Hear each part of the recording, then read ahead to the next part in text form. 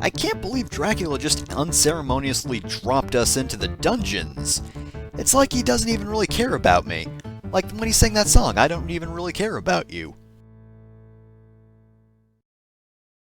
So, it's time for us to enter the dungeons. I remember despising this stage about as much, if not more, as the entrance hall, but I don't quite remember why.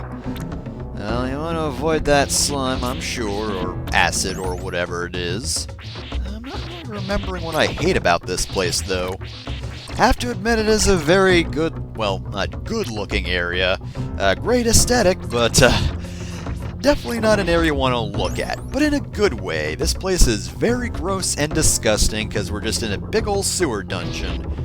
I don't think that swinging platform is why I hate this place. I think maybe it was just the way these things were timed? I don't know, I'm not seeing a specific obstacle that reminds me of why I hate this section so much, but I do.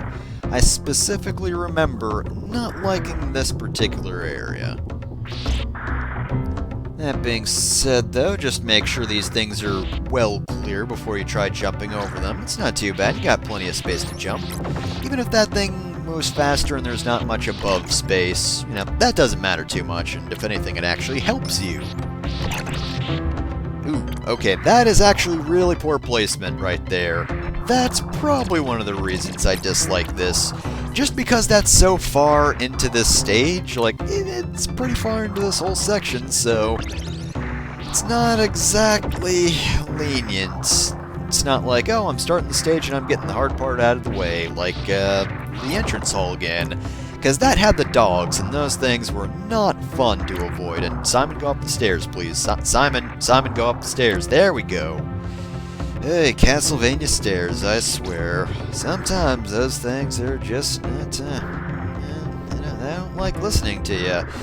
They don't play by the rules of normal stairs. Okay, this is one of the reasons. No, actually, there's no ceiling there. Maybe I thought there was a ceiling because it kind of makes it look like that. But yeah, you can't just easily avoid that part, even though those aren't very well timed at all. Bone Dragon's kind of difficult. Could get that rosary, but I'd probably get hit by him. He's just bobbing up and down. Those guys can be tough to defeat, actually. Hey, wait a minute. Is it just me, or have I never described the whip upgrades in this game? I don't think I have. Mostly because I haven't died, and so I've had the Morning Star for the whole game, but yeah, you pick up one of the, one of the items we found at the beginning of the game. It changes your leather whip to a chain whip, and then you get another one of those, and then it's a Morning Star. If you die, then you lose that, and of course you lose a lot of damage, and a bit of range as well, so you don't want to do that. I say that well into the game when you've probably died plenty of times by now and probably know about that, but it just struck me that I don't think I've ever mentioned it, and it is very important. It's one of those things Konami likes to do, like in its shmups and all that, where you can get very overpowered, but if you die, then the game gets a lot harder, and I don't really care for that kind of difficulty. And hey there, grabby skeleton. Castlevania Bloodlines definitely... Oh my god! I just noticed the dancing skeleton in the background. Look at him go! Deedle deedle deedle! Deedle deedle deedle! Deedle deedle deedle!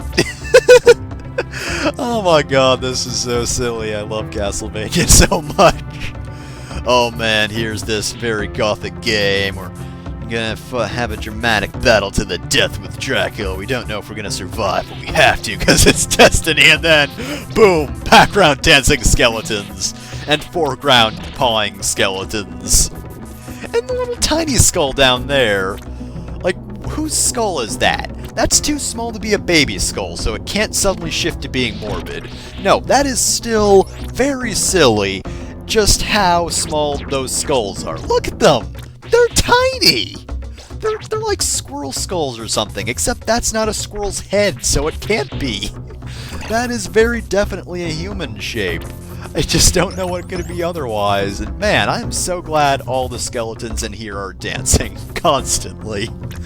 It's the only thing they have anymore. They don't have feeling in their legs, but they're just going to jump jive, and then they're going to wail away. Also, this is why I hate this stage. I don't think these things come down randomly, but they do come down in a way where it's really hard to tell if there is a pattern, and if you get stuck in a certain spot, it is very possible that you won't be able to get out of the way and avoid any oncoming spikes to your head. Alright, well, now that that's done, Frankenstein's monster. He's going to throw potions at you. You can break them, but if he throws them far, you might want to get out of the way like that. I guess they make shockwaves, but really, who cares? Oh no, it's another Frankenstein's monster, but now he's dead. Da-da-da-da-da-da. He was easy! Next time on Super Castlevania 4, we're gonna leave the dungeons and give Dracula a piece of our mind for dropping us down here.